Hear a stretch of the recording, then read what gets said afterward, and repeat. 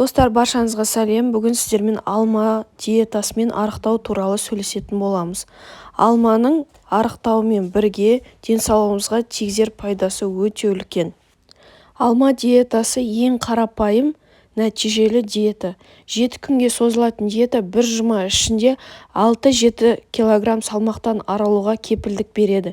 Тек диетаның шартын сақтанып, алмадан басқа ештеңе жемеуге тырысу керек. Алмадан өзге ештеңе жемей жүру аздап қиынға соғуы мүмкін, бірақ бұл алма жемісін жақсы көретіндер үшін сүйікті диета болады. Бір-ақ апта шыдасаңыз, тастаған салмағыңызға өзіңіз де риза боласыз. Алмадан басқа көк шай не газдалмаған су, майлылығы 1% айран ішуге болады. Диетаның 5-ші күнінен бастап аз мөлшерде қара нан жеуге рұқсат етіледі. Алма диетасы тек артық салмақтан құтылу үшін ғана емес, аш ішек аурулары, асқазан, жүрек, талма ауруларымен бар адамдарға да жақсы көмектеседі. Диетаны 2-3 ай сайын қайталауға болады.